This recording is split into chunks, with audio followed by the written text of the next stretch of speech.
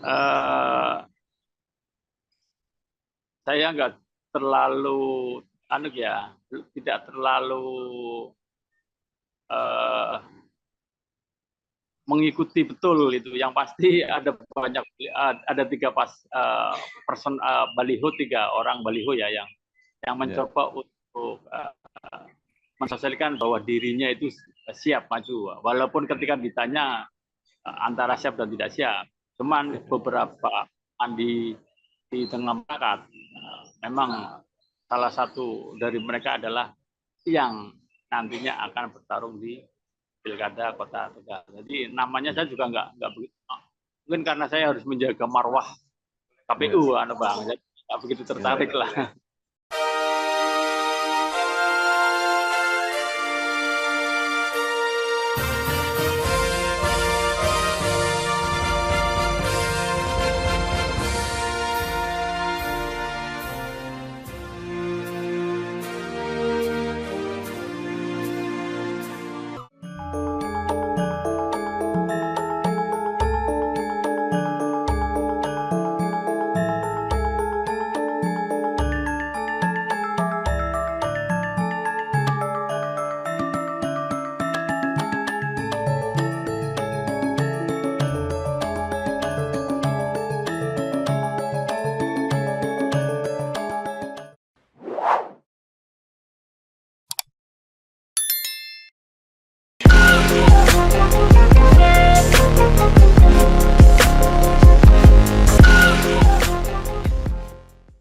Assalamualaikum warahmatullahi wabarakatuh. Bersama saya Bambang Sadono di kanal Inspirasi Jawa Tengah. Mudah-mudahan kanal ini selalu bisa memberi inspirasi, motivasi, dan edukasi. Kami sedang mempersiapkan beberapa video wawancara untuk memantau dinamika dan potensi kabupaten kota, terutama di dalam menjelang pilkada serentak, termasuk di dalam pemilihan wali kota dan wakil wali kota Tegal periode 2024-2029. Saat ini saya sudah bersama dengan Ketua KPU Kota Tegal, yaitu Bapak Karyudi Prayitno. Apa kabar Pak Karyudi? Baik, Bang. Alhamdulillah. Baik. Nah, pertama Pak Karyudi Prayitno mungkin bisa cerita perjalanan karirnya selama ini secara singkat sehingga sampai saat ini menjadi Ketua KPU Kota Tegal. Saya pernah di kepemiluan, saya pernah menjadi PPK di Pilgub 2018. Habis itu karena ini bentuk dari penugasan organisasi, akhirnya saya ditugaskan untuk mendaftar menjadi salah satu komisioner di Kota Tegal dan akhirnya terpilih, alhamdulillah, dan diberi mandat menjadi ketua. Ya.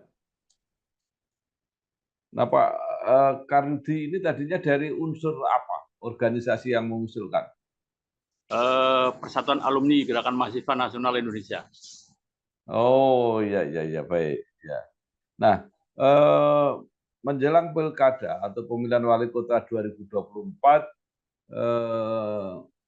apa yang bisa diceritakan, terutama mengenai komposisi kursi partai-partai di Kota Tegal hasil Pileg 2024? Dari sekian partai ya yang bisa mengusung sendiri tanpa koalisi itu hanya dua, Golkar, PDIP. Oh. Yang partai lainnya harus berkoalisi.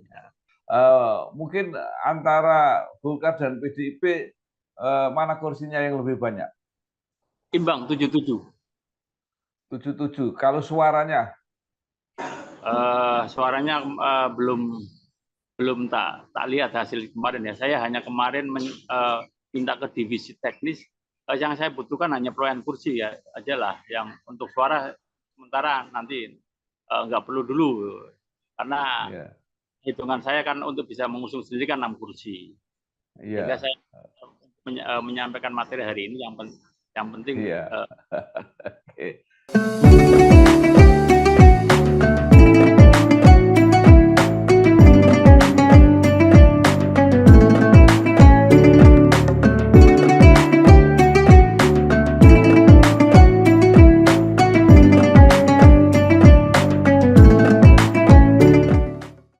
Karena kalau suaranya sama, maka untuk menjadi ketua ditentukan jumlah suaranya, Ya, siapa yang betul. lebih banyak.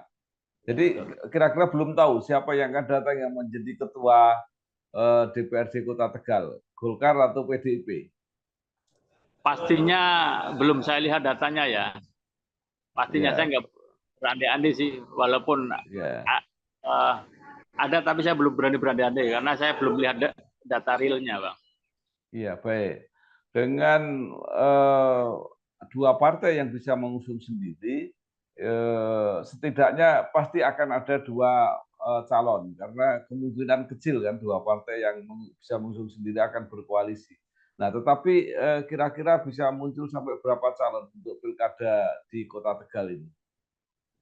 Asumsi koalisi dengan andai kata masing-masing dua partai besar itu mengusung sendiri tanpa koalisi, berarti ada 4. Tapi misal Ya, dua partai itu berkoalisi, paling ya, 3 pasang calon. Nah, kemungkinan besar karena kultur kita yang jumlah pemilihnya dikit, ya, 212 ya. kan, berarti kemungkinan bisa dimungkinkan juga ada calon perseorangan. Karena tahun kemarin juga kita Oh, ada. Jadi antara 4 lah. jadi di luar PDIP, di luar Golkar akan ada koalisi tersendiri. Ya, ini sih masih sebatas asumsi ya, karena ada beberapa baliho yang tokoh yang baik nasional maupun Kota Tegal yang mencoba untuk cek ombak di beberapa tempat.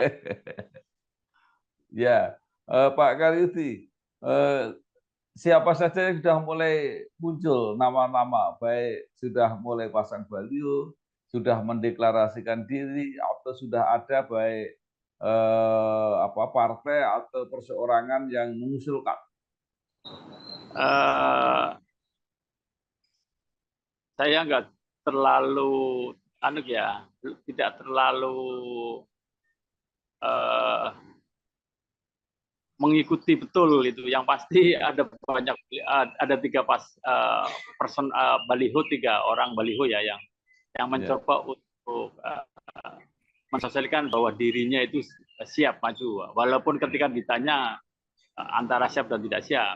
Cuman beberapa di tengah masyarakat memang salah satu dari mereka adalah yang nantinya akan bertarung di pilkada Kota Tegal. Jadi namanya saya juga nggak begitu. Mungkin karena saya harus menjaga marwah KPU, Bang. Jadi nggak begitu tertarik lah. Ya, Pak Karyudi, apakah petahana nanti akan bisa maju lagi? Rumornya sih ya, Ya, karena endorse-nya mungkin senior saya ini mungkin lebih tahu lah daripada saya. ya, baik. Artinya kalau petahana maju itu biasanya agak mengurangi semangat para pendatang baru. Nah, apakah petahana ini masih maju bersama dengan calon wali kota dan wakil wali kotanya bersama atau mungkin akan pisah?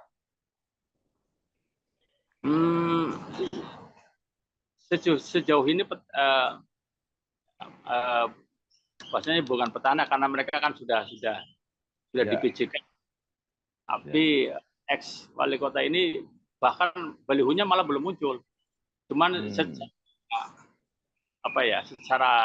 mental, finansial itu malah siap dari segalanya sih. Luar biasa ini mantan wali kota Tegal. Bagaimana kalau mantan wakil wali kota? Di awal-awal sempat muncul itu, cuman nggak tahu lah dalam proses dinamika politik. Kurang tahu juga itu, karena yang saya dengar informasi juga yang dari dia sudah alih kader ya dari Demokrat ke PDIP. Cuman kurang tahu juga.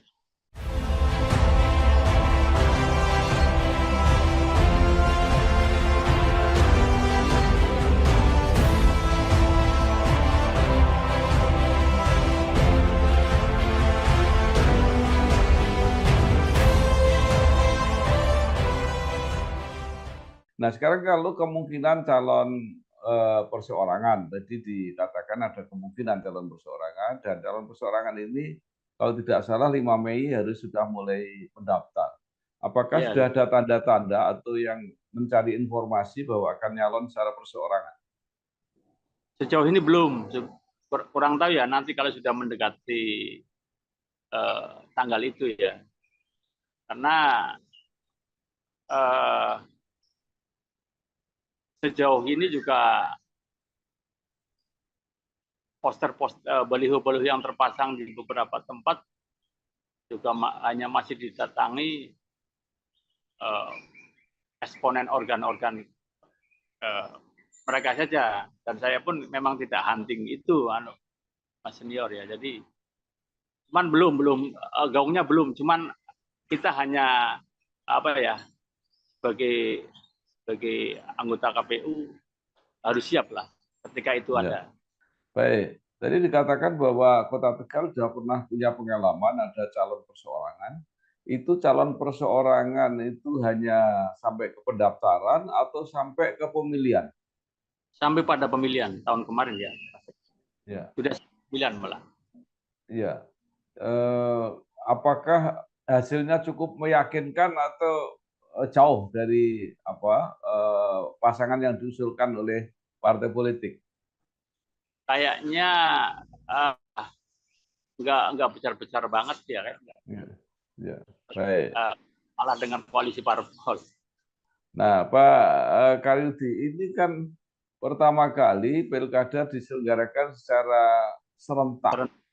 Kira-kira apa implikasinya atau yang berbeda apa dengan pilkada yang sebelumnya dulu?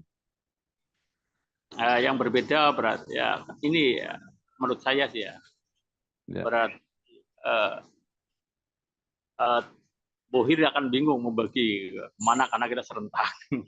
ya. Jadi, Oh, ya, karena jadi tidak ada calon-calon yang dalam tanda kutip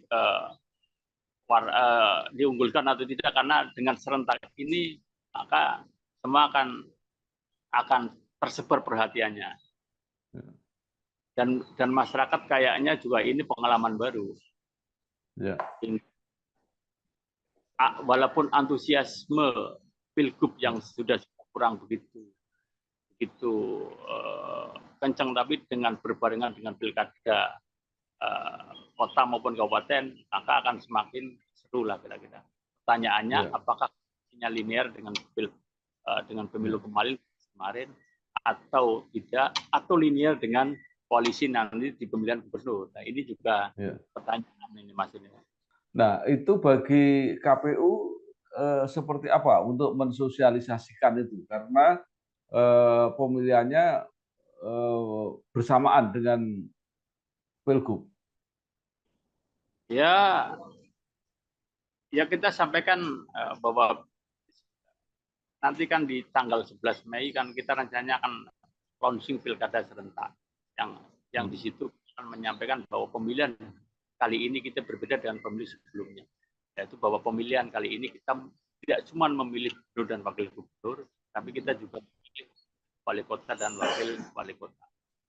Dan teknisnya juga kita lebih akan menitik beratkan pada sosialisasi pemilih-pemilih milenial atau Gen Z, baik di sekolah maupun di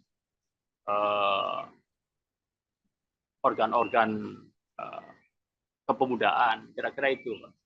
Nah, banyak yang mengatakan bahwa pengalaman pileg dan pilpres itu luar biasa, terutama pengaruh dari money politik. Nah, nanti kira-kira di pilkada ini masih akan seperti itu atau bisa dicegah sebelumnya? Terkait pencegahan mungkin itu ruangnya Bawaslu ya, Pak. Ya, Kalau kita sih yang penting pilkada bisa berjalan dengan baik sesuai dengan waktu yang sudah ditentukan di dalam regulasi. Tapi dalam pengamatan saya sih memang politik transaksional ini kayaknya masih dominan kayaknya. Pak Karyudi terakhir, apa saran Pak Karyudi terhadap masyarakat supaya pilkada ini nanti berjalan dengan lancar dan bisa menemukan calon pemimpin yang benar-benar diidam-idamkan? Yang pertama ya kita memilih kita harus melihat kita memilih calon pemimpin berdasarkan yang pertama track record yang baik lah. Kedua